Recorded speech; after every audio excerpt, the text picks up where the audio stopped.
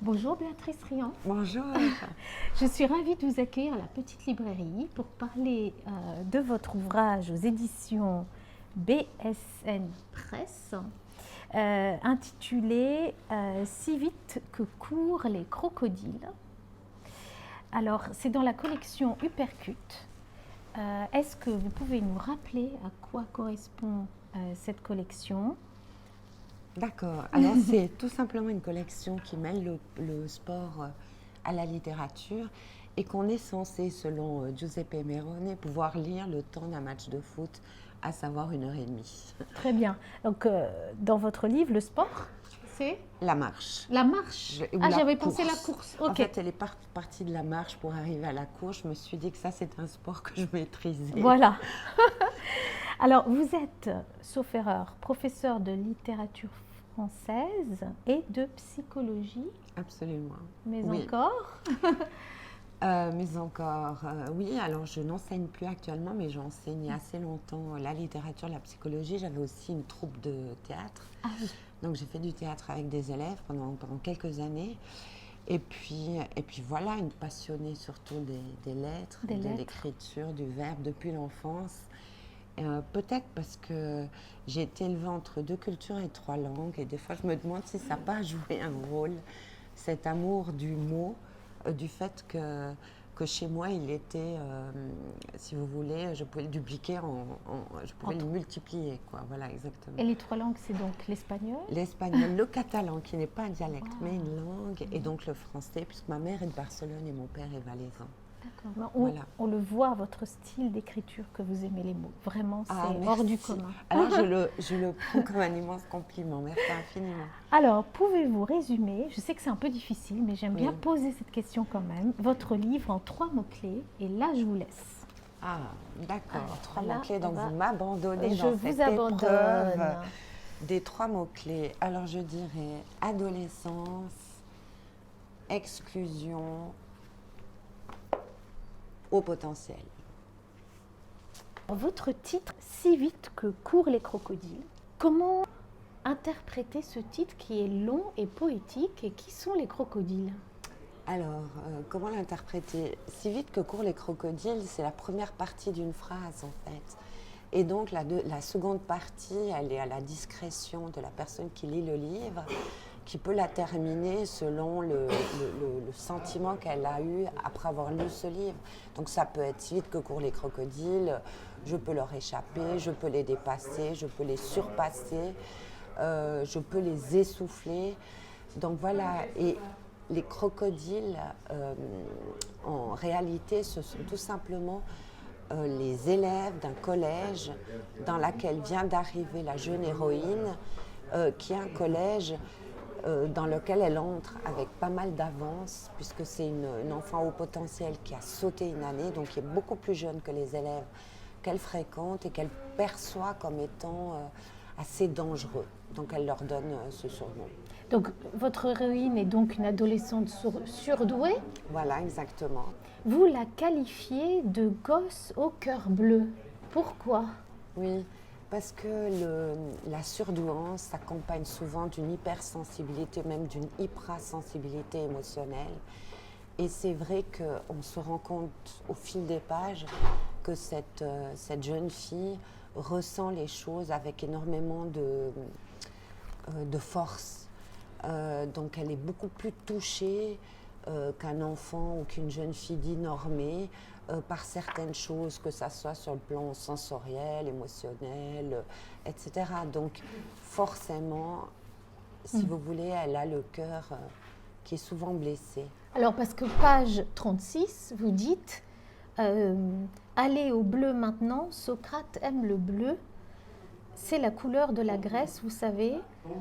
Est-ce que c'est un lien ou parce que donc vous parlez du bleu, vous parlez de plusieurs couleurs en fait. Le vert, c'est la colère. Oui. Donc le bleu a quand même une signification particulière ou c'est la sensibilité et l'émotion ? Alors, dans le cœur bleu, c'était ce que je voulais dire, c'était ça, le fait que, comme vous avez un bleu à l'âme, ah, donc oui. c'est un bleu au cœur, si vous voulez. Mais là, en fait, je crois que j'ai utilisé différentes couleurs parce que quand elle va voir un des personnages de l'histoire, qui est un avocat, comme elle voit mal, comme elle voit très mal, ce qui est quand même une des clés de la compréhension du récit, parce que comment entrer en communication quand on ne voit pas le visage de l'autre? Forcément, la communication est biaisée, d'où le sentiment d'exclusion qui est le sien. Et donc, pour s'aider à se repérer, elle a mis des couleurs qu'elle a associées à une émotion. Peut-on dire que ce livre est un roman d'apprentissage? Oui, moi je pense que c'est une bonne définition. Pour elle, c'est apprendre à aller vers l'autre. Donc c'est quelqu'un qui a été, qui a subi, enfin qui a vécu un événement qu'elle a vécu comme un traumatisme. C'est-à-dire qu'elle était enfant dans une cour d'école et cette jeune fille, elle est un peu enveloppée et elle devait l'être enfant également. Et des élèves se sont moqués d'elle en lui disant, en l'appelant Vénus. Le contraste étant peu positif pour la jeune fille, on va dire. Et dans son esprit, si vous voulez, elle a toujours ce sentiment très négatif. Et donc, cette histoire où il y a des adjuvants, des opposants, donc des gens qui vont l'aider et des gens qu'elle perçoit comme étant contre elle, on réalise que finalement, la principale opposante à cette jeune fille, c'est elle-même. Oui, l'avocat qu'elle va voir, parce qu'elle veut poursuivre ses parents en justice, donc elle va voir un avocat, et l'avocat lui dit, parce que pour dire au revoir, il faut d'abord dire bonjour, tu comprends? Oui. Alors cette jeune fille qui a de la peine à s'intégrer dans cette école a peur d'aller manger à la cantine avec tous ces crocodiles qui deviennent alors très bruyants, ils sont très voraces, ils s'expriment fort, ils font beaucoup de bruit. Et elle, ça a comme un effet d'inquiétude chez elle, donc elle fuit cet endroit bruyant pour aller se réfugier au fond d'un local à poubelle, oui, dans un immeuble où l'avocat en question a une étude et donc elle le rencontre à ce moment-là et elle entend sa voix avant qu'il l'interpelle en lui disant « mais qu'est-ce que tu fais là ?» Elle avait déjà pris l'habitude d'entendre sa voix parce qu'il poussait la porte, il était au téléphone avec sa secrétaire ou avec un client. Et elle s'est pris un peu de sympathie pour lui et elle a décidé de partir de cet homme-là pour chercher une solution à son problème. Et comme il est avocat, oui. La solution, c'était qu'elle divorce de ses parents parce que justement, toujours la sensation d'exclusion, comme beaucoup d'enfants surdoués, elle a un sentiment d'étrangeté par rapport aux gens qui l'entourent, mais ce sentiment d'étrangeté, il est également vrai pour les autres vis-à-vis d'elle. Donc ses parents ont souvent l'impression qu'elle les juge, qu'elle les regarde, parce qu'elle ne peut pas s'empêcher d'essayer de comprendre, de juger. Ça fait partie de son ADN, d'elle. C'est comme si on lui demandait de l'amputer, c'est pas possible. Elle a un cerveau qui est en constante ébullition. Et donc voilà, elle s'est dit, je dois trouver un système, ça ne va pas avec mes parents, mes frères et sœurs font beaucoup de bruit, et elle est sensible au bruit, et elle n'a pas beaucoup, elle est en rupture de lien, si vous voulez, avec tout le monde, et c'était l'effet d'aller encore plus loin dans la rupture, c'était le divorce avec ses parents. Est-ce que votre livre est étudié à l'école? Alors, je suis très heureuse parce que l'an prochain, je vais aller effectivement dans un collège à Genève où on m'a demandé, et puis aussi dans des classes de collège à Bulle. Oui, pour les ados, pour une tranche d'âge. Alors, je ne sais pas les années exactement, il y a 50 collèges, mais ouais, je suis très heureuse de cette invitation parce que forcément, moi qui aime tellement la littérature et qui ai beaucoup aimé l'enseignement, je me réjouis infiniment d'aller à la rencontre de ces classes. Oui, je pense que ça peut être très instructif et très intéressant pour les jeunes adolescents. Vous avez un style d'écriture qui est extrêmement travaillé. Merci. J'ai trouvé, personnellement, avec des phrases courtes et des ponctuations parfois surprenantes aussi. Oui, c'est ce qu'a pensé mon éditeur. J'ai dû lutter. Ça donne un rythme. Pouvez-vous nous lire un extrait et nous dire aussi pourquoi avoir adopté ce style? Est-ce que c'est votre style tout simplement ou est-ce que c'était approprié à cette histoire? Alors, je pose plein de questions en même temps. Non, mais pas de problème. Je pense que c'est quand même un peu mon style parce que j'ai une maman qui était une musicienne virtuose. Et donc, j'ai grandi en entendant 5 à 6 heures par jour de piano jouer à la maison quand j'étais très, très jeune. Après, elle a fait du professorat, donc elle a un peu moins joué, mais je pense que la musique a fait partie de mon éducation par l'oreille. Oui. Alors étonnamment, je ne connais pas du tout le nom des morceaux, je n'ai pas une éducation musicale à proprement parler, mais l'oreille musicale a été faite. Et je pense aussi que c'est les langues, en parlant plusieurs langues, la musicalité d'une langue à l'autre est très différente. Et on me dit même que parfois on change de voix. À moi, on me le dit, oui, c'est vrai. Que je change de voix quand je parle une langue ou l'autre. Donc je pense que de toute façon, cette musicalité, c'est quelque chose qui fait partie de moi.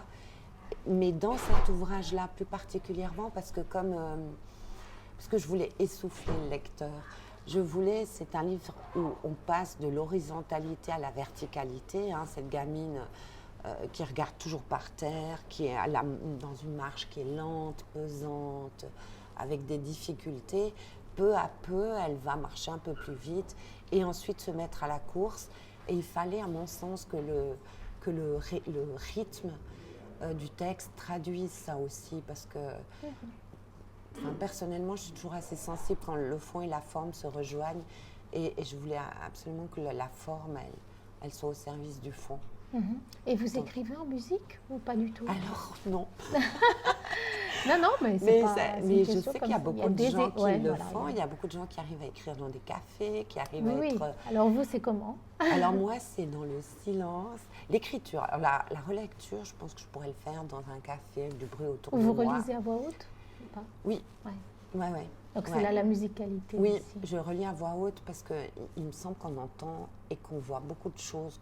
Et souvent, je fais relire.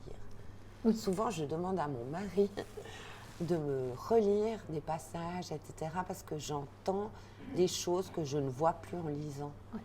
Et pour moi, c'est important. Ouais, c'est vrai. Alors, si vous aviez un petit extrait. Volontiers.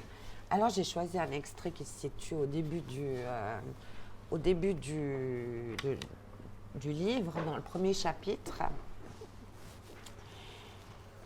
Et voilà, et dans le livre, là, pour que les choses soient claires, il y a une espèce de dialogue entre le je et le elle. Le elle et le je, en fait, représentent la même personne, cette gamine qui n'a pas de prénom, on l'apprend au tout dernier mot du livre. Et le elle, si vous voulez, c'est l'extérieur, c'est celle qui raconte froidement les choses, alors que le je, c'est ce qu'elle ressent, c'est ce qu'elle... c'est ce qui l'aide à vivre. Le jeu va lui dire respire, reste avec moi, etc. Parce que elle veut partir. Donc il y a toujours cette dualité. Donc rappelez-vous, le jeu et le elle, en fait, c'est la même personne. C'est bien de le dire parce que il y a beaucoup de subtilité dans votre... Alors, je suis une chaise vide, une foutue chaise vide. Rappelez-vous, hijos de mala madre. Rappelez-vous que le désespoir est largement sous-estimé et que l'innocence pâtit d'une espérance de vie très limitée. Elle marche le long du stade, maintenant. Des inconnus repeignent les lignes sur le sol, près de la grille. Elles sont droites, vraiment très droites. On les paye pour cela, tracer des lignes impeccables. On s'inquiète ici des limites. Interdiction de les franchir. Et ne t'interroge pas, Roder, ne les interroge pas. Les questions, ça vous tue, c'est un phénix insatiable, alors pas la peine. Pas la peine de réfléchir, ça n'endort pas l'inattendu et ça vous dévore la cervelle. Et il ne reste plus rien, vous comprenez. La voilà devant la piscine, devant le parking. Les voitures s'ennuient, bien alignées. Pas de fantaisie dans la ville aux deux châteaux, pas de révolte, ici. Pas de révolution, jamais. C'est un pays qui étouffe dans une bienséance endimanchée. Mets-toi une cravate, oui, et vole ton voisin, pourquoi pas, mais cire tes souliers, s'il te plaît. Et si un jeune s'amuse avec une poubelle un soir de tristesse éphémère, en y mettant un feu de joie, on l'enfermera et on le laissera pourrir dans une cellule. Le juge oubliera l'avocat commis d'office, le juge oubliera que les fruits verts ont le droit de mourir, le jeune se pendra. Je refuse qu'on me traite comme un criminel. Les usages sont respectés, quoi qu'il en coûte. On ne met pas le feu aux poubelles ici. Ici même la pluie est propre, vous comprenez? Le juge pleurera peut-être un peu dans sa voiture garée au bord de l'autoroute. On enterrera le mal élevé. Et puis la mine grave, l'air compensé, oui, oui, oui. Une véritable tragédie, n'est-ce pas? On n'y pensera plus. Kaboul est loin, qui s'en souvient? Qu'on se le tienne pour dit. Bonté divine, il y a des limites à ne pas franchir dans le pays aux mille chemins. Merci Béatrice. Alors votre livre compte 6 chapitres, Oui. c'est juste. Je crois. Comment avez-vous choisi ces titres qui rappellent des textes publicitaires, sauf erreur, non? Ah non, il ne les rappelle Ah non, il ne les rappelle pas. Ce sont des publicités. Parce que l'une des inquiétudes et l'une des raisons du mal-être de cette petite, c'est finalement la fausseté du langage. C'est-à-dire que le langage, à l'origine, il est quand même prévu pour une communication qui soit claire. Or, elle se rend compte que dans la vie, c'est tout sauf ça. Souvent, on le dévoie, il y a de l'hypocrisie, ou alors on le masque de manière à ce qu'il devienne quasi incompréhensible, ce qui est le cas des jeunes qu'elle fréquente dans le lycée, qui sont des geeks. Elle n'a pas de portable, elle ne comprend rien à tout ce qu'on lui raconte. Et donc, je trouvais intéressant de le montrer aussi via des titres de chapitres qui sont des slogans publicitaires qui à l'origine pourraient être vraiment positifs dans le sens où c'est des leçons de vie, hein, quand on dit reste tranquille, booste-toi, reste calme. Boost yourself, voilà, exact. what else? Voilà, bon, la what else, c'était quand l'avocat... Just do it. Voilà, c'est juste quand l'avocat lui dit mais tu dois faire autre chose que dire au revoir. Donc ça avait un sens avec le texte, mais en fait c'est complètement dévoyé puisque les agences de publicité les utilisent pour vendre. Oui. Donc la valeur de ce texte-là, finalement, elle est annulée par l'intention qui n'est pas l'intention de communiquer, mais de vendre. Donc elle a un problème avec le langage qui n'est pas vrai. Et cette colère, elle se traduit par l'utilisation qu'elle fait de l'espagnol, puisqu'elle dit mais finalement, puisqu'on me comprend, puisque je ne comprends pas les autres, puisque la communication n'existe pas, alors moi je vais apprendre une langue que personne ne comprend. Et elle va s'acheter un vieux dictionnaire dans une bibliothèque, dans une librairie, pardon, et puis elle jure. Elle jure en espagnol, Jorge de mala madre, et voilà, donc ça lui permet d'avoir une agressivité qui n'est pas si grave puisqu'on ne la comprend pas. Oui. Elle aussi. Après ce livre, il me semble que vous avez écrit un second, sauf erreur, aux éditions Slatkin. Oui. Alors, on peut le montrer peut-être. Volontiers. C'est votre actualité? C'est mon actualité. D'accord. Elle est sortie en octobre de cette année, Ces gens-là. Et, vous pouvez en dire 2 mots peut-être? C'est un livre un peu particulier qui me tient très à cœur parce que en fait il est issu d'une rencontre avec Sarah Briguet, ex-Miss Suisse, qui a été abusée par son père et qui a rédigé la préface et qui est vraiment à l'origine, si vous voulez, du livre, hein, puisqu'elle est venue me voir. Elle a reçu énormément de témoignages de gens qui ont été victimes d'inceste après la sortie de son propre livre qui s'appelle Miss à mort. Et puis elle s'est trouvée un peu démunie avec plein de témoignages et des gens qui lui disaient mais vous avez tellement de chance de pouvoir, d'avoir pu témoigner, on vous a entendu. Et pour les personnes, c'est important que l'histoire soit gravée dans le marbre à quelque part. Et donc elle est venue me trouver en disant mais moi je suis incapable d'écrire ces témoignages, est-ce que tu serais d'accord de les rédiger?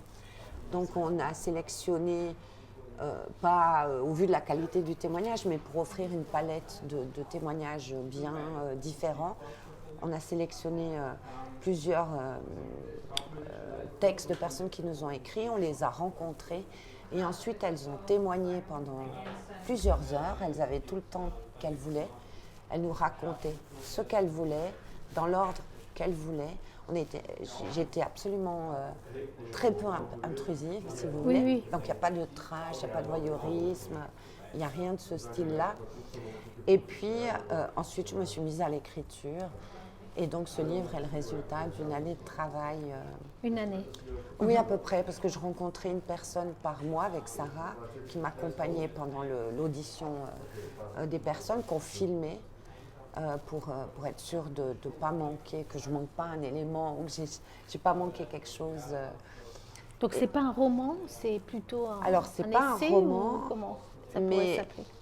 c'est des témoignages qui sont présentés comme autant de petits romans. D'accord. Si vous voulez, donc c'est très littéraire et c'est présenté, c'est des histoires terribles, mais qui sont absolument vraies. Il n'y a pas de la place pour la fiction et qui sont présentés comme des mini-romans. D'accord. Donc c'est comme si c'était 9 nouvelles sur le thème de l'inceste. Et je pense que c'est un livre nécessaire. Il y en a plus qu'on ne croit. Que souvent, oui, les chiffres sont inquiétants. Et si vous voulez, dans les journaux, on parle de l'inceste toujours de manière factuelle. C'est-à-dire qu'on va vous parler, voilà, il s'est passé ça, etc. Mais on ne se rend pas compte du cimetière que laisse derrière lui un abuseur, que ce sont des abuseurs en série en plus. Et donc, voilà. Alors, je vais revenir à côté de vous. Oui, volontiers. Voilà. Alors, pour la fin, je vais vous poser des questions rapides. D'accord. Juste un peu pour mieux vous connaître. Mais il faut répondre spontanément. Alors si je vous dis, si vous étiez, on va commencer par une couleur. Le noir. Le noir. Un livre. Wow, alors ça, c'est la question oui, piège. Mais on va dire que le livre qui m'a marqué, qui m'a donné envie d'écrire, c'était L'Amant de Marguerite Duras. Ouais. Si vous étiez un animal. Un chien. J'en ai 2. J'en ai toujours eu. Alors, si vous étiez un sport, je suis obligée de... Un sport. Alors, effectivement, je dirais la course parce que c'est... Bon, j'ai fait de l'équitation, mais disons que la course... je trouve que ça... J'ai fait la course Sardinale quand j'étais jeune et je trouvais que c'était une manière de... Quand vous êtes face à cette montagne, je crois que la pente, elle est incroyable et que vous la gravissez, il y a une notion de dépassement de soi où on se dit on est obligé d'avancer un pas derrière l'autre. Si on regarde trop loin, on n'y arrivera pas. Donc c'est, je dirais la course. Hein, oui. Si vous étiez un voyage. Un voyage, Israël. Je me suis rendue en Israël et je pense que c'est une terre habitée. C'est le pays qui m'a le plus touchée. Alors, si vous étiez une citation. Compliqué. Alors, il y a une citation au début de votre livre. Je ne sais pas s'il y en a une sur le. Alors non, le second, là il n'y en a pas, j'en ai pas mis. Mais si j'étais une citation, qu'est-ce que je dirais? Eh bien, je citerais Sartre qui disait « Les Français n'ont jamais été aussi libres que sous l'occupation ». C'est-à-dire qu'on a l'impression que parfois le contexte, des gens, des événements nous emprisonnent, mais on est souvent... le plus souvent, c'est nous-mêmes qui sommes notre propre geôlier. On a juste de la peine à s'en rendre compte. C'est très joli. Alors, le mot de la fin. C'est compliqué. Le mot de la fin, j'étais enchantée d'échanger avec vous dans un lieu qui est vivant. Il y avait avec du bruit. Du bruit, désolée. Qui venaient, qui repartaient. C'est la vie finalement. Et j'ai un écrivain que j'aime beaucoup qui s'appelle Samuel Bruxelles, que j'aurais pu le citer. Hein. Oui, voilà. Donc, Samuel Bruxelles qui écrit des carnets de voyage qui sont des carnets littéraires. Et donc, vous qui aimez lire, alors vraiment je vous le conseille, parce qu'en fait il vous donne... Alors il est français, il a vécu quelques années en Suisse, là il vient de s'installer à Milan, mais il écrit des carnets de voyage littéraires. Et c'est de véritables bibliothèques ambulantes. Moi, il m'a fait découvrir des écrivains russes, des écrivains hongrois. Et voilà, ouais. Voilà, la vie, c'est ça. Et Samuel me disait donc, en fait, un écrivain, il doit toujours aller dans des cafés pour écouter la vie, pour entendre la vie et s'en inspirer. Donc, je On y trouvais est. qu'on a eu du bruit, mais c'est pas grave. C'était très bien comme ça, c'est la vie. Alors, merci Béatrice Riant, puis à très bientôt. Et merci infiniment pour cette invitation, ça a été un plaisir. Moi aussi.